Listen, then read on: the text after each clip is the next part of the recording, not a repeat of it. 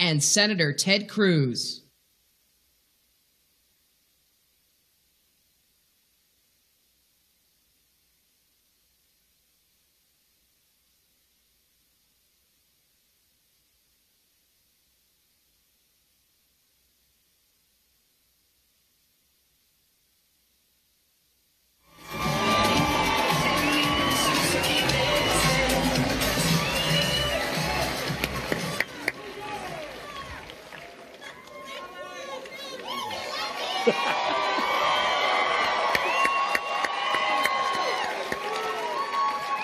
Pleasure.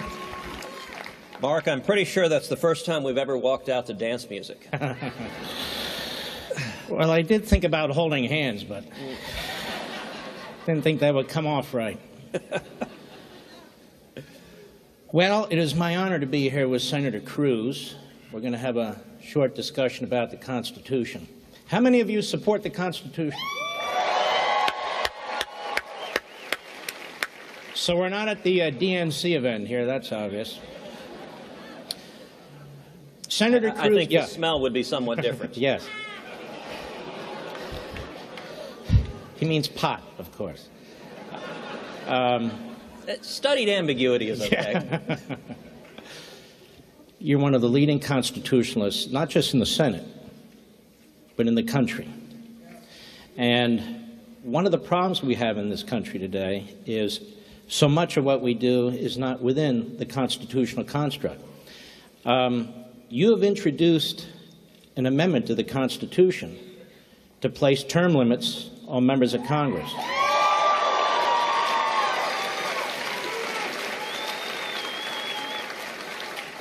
So tell us why you did it and tell us about your amendment. Well, Mark, I think it's one of the first and biggest steps we can take to actually drain the swamp. You look across this country, people are fed up with Washington. This election was the American people saying enough already with the corruption in Washington. And it's both parties. It's Democrats and Republicans who have been here too long, who become captured by this city. And if you look at President Trump campaigned on draining the swamp, on term limits. You look at congressional leaders. We got majorities in both houses. I think we ought to demonstrate that we heard the voters, bring up term limits, pass it, send it to the states for ratification. And what's amazing is the support for this, it cuts across. In this polarized time, you get supermajorities of Republicans, of Democrats, of independents who all say throw the bums out. And we ought to listen. Now, it takes time to get these sorts of things passed because you've got to develop support among the American people and so forth.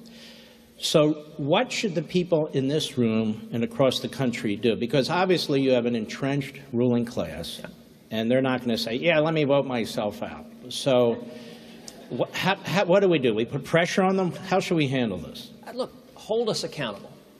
There is an incredible power. The men and women in this room, the men and women of CPAC, the grassroots, have the ability to get people's attention, to hold our elected officials accountable, hold every one of us accountable. Look, the message that I am conveying to President Trump, to the cabinet, to leaders in both houses is real simple.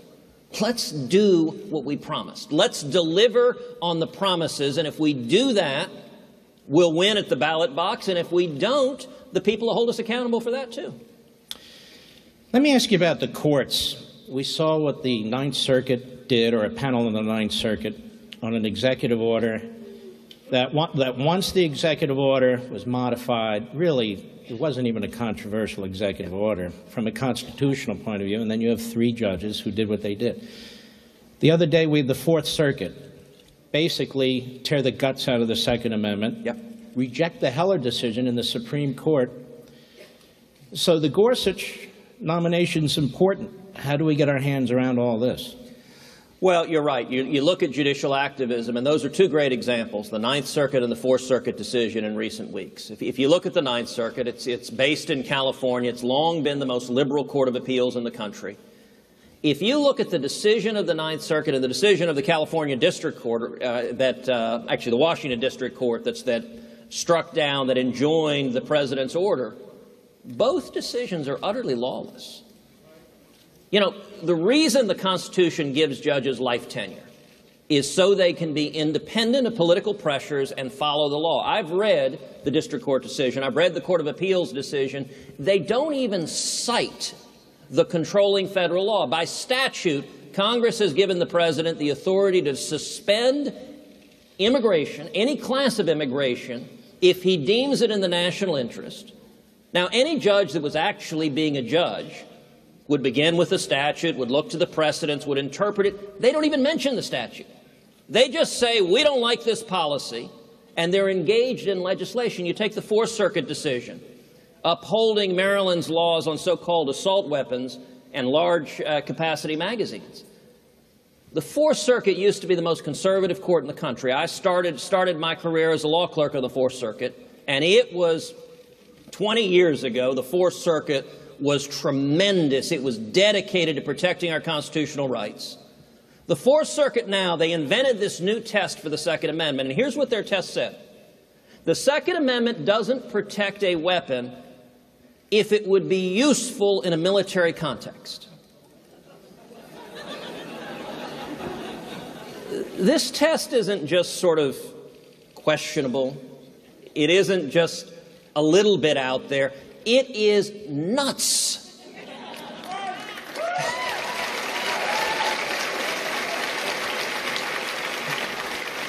The Second Amendment was designed explicitly to protect weapons that would be useful in a military context. If we were living back in 1789, your musket would be really useful in a military conflict. If you were called up to service, they said, bring your musket. And indeed, the first Congress passed a law. You want to know the first gun control law in America? First Congress passed a law mandating that all able-bodied men must own a musket.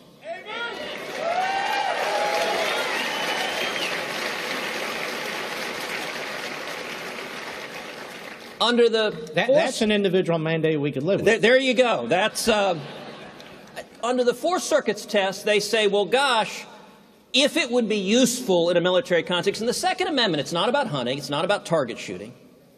It's about protecting your home and your family and your life.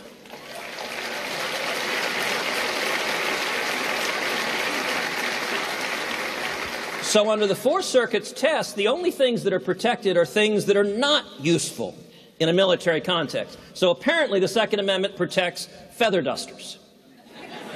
You have a right to have a feather duster. If anyone breaks in, you can make sure they're really clean as they're robbing your house. This is lawless. And it's why after 8 years of Obama, there are few, if anything, more important than putting principled constitutionalists on the Supreme Court. The Gorsuch nomination is important. It matters. And mark my words, Judge Gorsuch will be confirmed.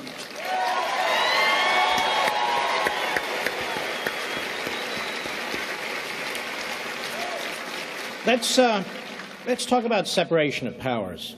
We have this massive administrative state, this fourth branch of government within the executive branch. The executive branch does more legislating than the legislative branch. And they're pushing out 3,000 to 4,000 laws, regulations every year. Isn't there a law that Congress passed itself, the REINS Act, that empowers itself to do something about this? Well, that should be one of the singular priorities of this new Congress and of this new administration, is reining in the out-of-control regulatory state. The REINS Act would require Congress to approve any regulation that would have an impact of greater than $100 million on the economy.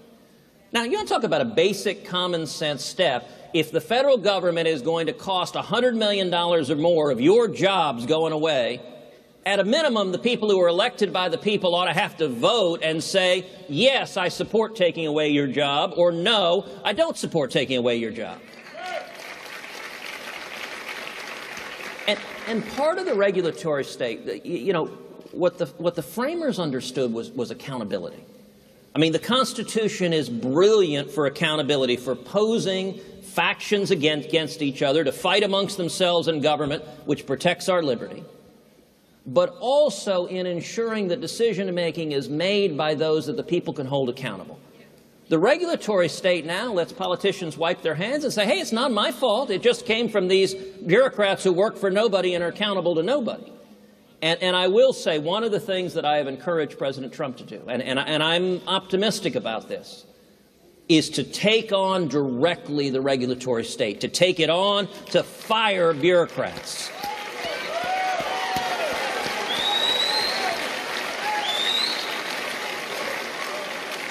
And what I've encouraged President Trump and Attorney General Jeff Sessions, and by the way, let me just repeat that again, Attorney General Jeff Sessions.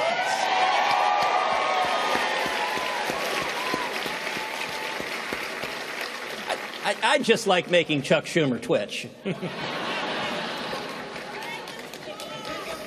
But what I have urged them to do is put together a sophisticated, serious legal strategy to take on the regulatory state. Now, you'll be sued. You'll end up in the Ninth Circuit. You'll end up with activist judges trying to protect the regulatory state. But if you look at executive power, we saw 8 years of Obama, and what Obama did wrong with executive power is he tried to change the law. He tried to ignore the law, and under the Constitution, Article 1, all legislative authority is vested in Congress, and the President doesn't have the authority to change the law or ignore the law, and that's what Obama tried to do. But under Article 2, all executive power is vested in one President of the United States. The regulatory state is Congress's efforts to undermine the President's authority. And my hope is we will see a president use that constitutional authority to rein in the uncontrollable, unelected bureaucrats and to rescind regulations. I hope we see the Waters of the United States rule rescinded. And reining in the regulatory state would have a massive impact on economic freedom going forward. Let me, impeachment. Impeachment is a constitutional function. Yes. The left keeps talking about impeachment. I mean, they were talking about impeachment before the inauguration. And, you know, I think impeaching Obama in January probably would have been a mistake.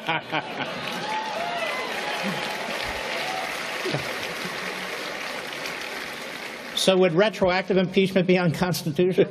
I don't know, but it'd be fun. But let me ask you this question. Do the Democrats understand they need to control the House of Representatives to impeach somebody? You know,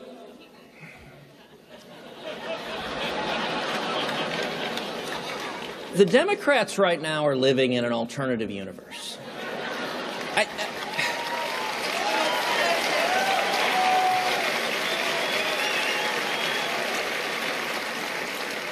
The week after the election, I was back at the Capitol, was in an elevator at the Capitol with a well-known liberal Democrat who was simply staring ahead in this complete stupor. And that hadn't changed. They all look like that. And they are in denial, and they're angry. I mean, you and I were talking backstage before this. The anger on the left, I've never seen anything like this. I mean, they're right now opposing everything. Democrats in the Senate are filibustering absolutely everything. This is the longest we've been. The cabinet is still not confirmed. This is the longest we've been since George Washington without confirming a cabinet. They're filibustering everything. We voted a couple of weeks ago on approving the journal. Now, Mark, I'm going to confess, I have no idea what the hell that is. I've never voted. I voted yes. I hope yes was the right vote.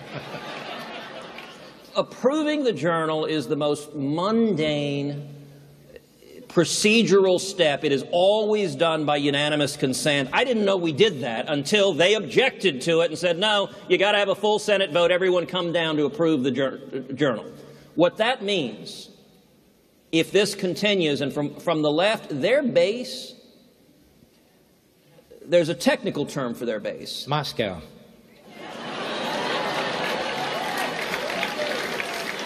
I was going a different direction, which was bat crap crazy.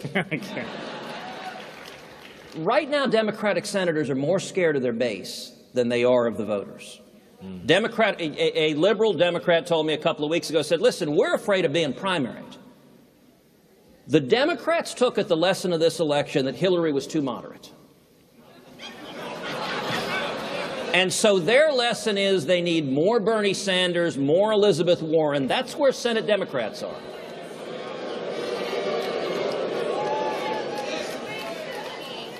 What that means is I think it is likely they will continue to oppose everything. Now, that means for us, the answer can't be, okay, then they shut down the Congress. They prevent us from doing anything, so we need to look at tools that can get things done despite a Democratic filibuster, and there are three main tools. First is confirmation. And by the way, I'll do this again many times. Since January 20th, I have raised a glass and toasted Harry Reid.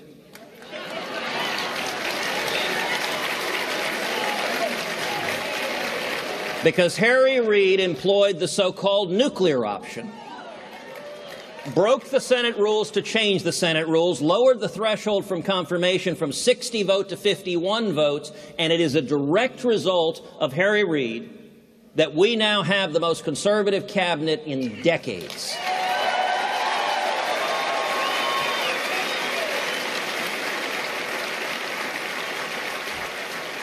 And so if I can be a little presumptuous, Mark, let me, on behalf of CPAC, thank Harry Reid. Harry Reid, thank you for Attorney General Jeff Sessions.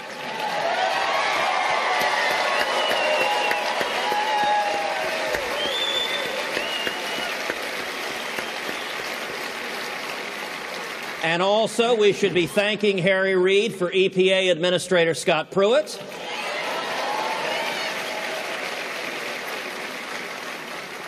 For Education Secretary Betsy DeVos.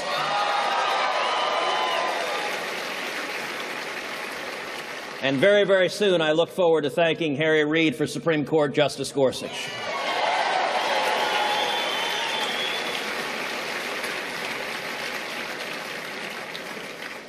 Should we thank Keith Ellison, too, who is likely to be the next, who's likely to be the next chairman of the DNC? And I'm sure the vast majority of Americans, given his background with Farrakhan, will be very excited about that. Should we get behind him at CPAC? What do you say? Listen, I will commend the Democrats for one thing. If they name Keith Ellison as the head of the DNC, then I'll commend them for truth in advertising. Let me ask you this question. There's a battle somewhat over Gorsuch. Mm-hmm. But when there's another vacancy, yes, how much nuttier can they get? Because the next vacancy, they're going to say belongs to them. And so, you know, we can only have so many people on the court who actually are faithful to the Constitution. So what steps might they take? Well, listen, this vacancy right now is defense. We're replacing Justice Scalia. Both you and I knew Justice Scalia very well. He was extraordinary. He was one of a kind.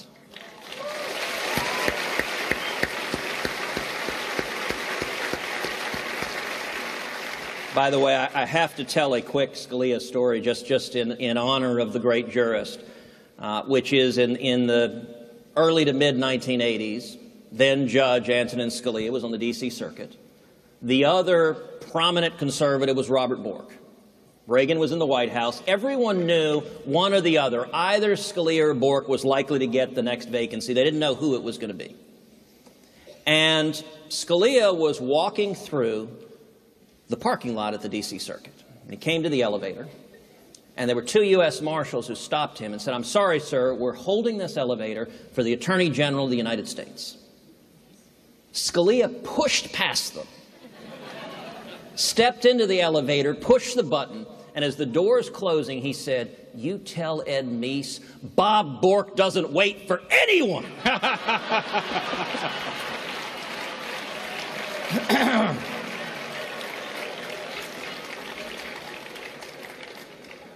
And in '86, Reagan nominated Antonin Scalia. The Scalia seat is defense. We're not going to get any better than Justice Scalia. The best we can do is preserve constitutional victories like upholding the Second Amendment, like protecting religious liberty. But we're not going to get any better. This summer, I think we'll have another Supreme Court vacancy this summer. If that happens, as much as the left is crazy now, they will go full Armageddon meltdown. Because the next vacancy is where we have the ability to get back and restore our basic constitutional protections. And to give an indication of just how much impact common sense policies can have, let me actually shift for a second as we wrap up from the Constitution to a basic priority, enforcing the border. So this week I was down at the border, was down in McAllen, joined the Border Patrol, did a air patrol up in the plains, rode in a gunboat up and down the Rio Grande, joined them on a midnight ride along as they were enforcing the border. And let me break a little bit of news here. You know what the Border Patrol told me in the Rio Grande Valley sector? That since Inauguration Day, illegal crossings have dropped 50%.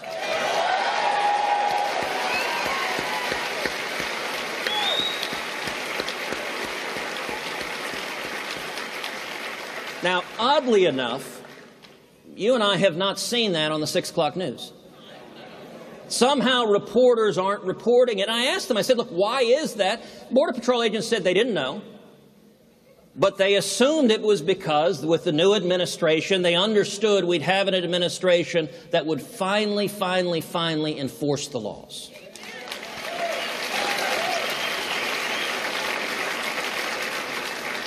And I want to commend the men and women at CPAC. As activists fighting for liberty, fighting for the Constitution, y'all are incredibly important. You are incredibly important, number one, in shocking and terrifying the mainstream media. Which really should be done on a daily basis. But also on holding us accountable.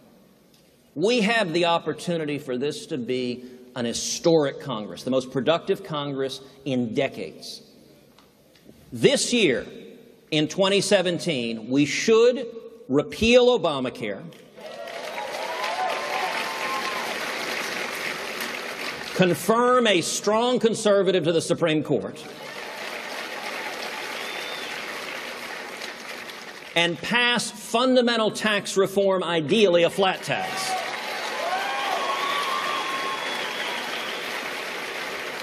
And let me add one more thing to that list. We ought to pass the legislation that I've introduced with Lindsey Graham to defund the United Nations until they reverse their anti-Israel resolution.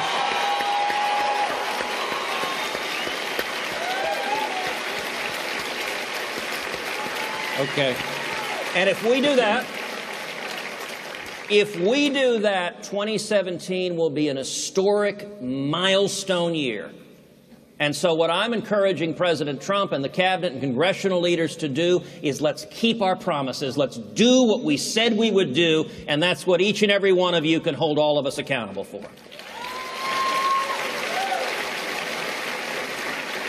We have to go. It's been a pleasure being with you, Senator. The great one. Yeah. It's a pleasure being with all of you. God bless you.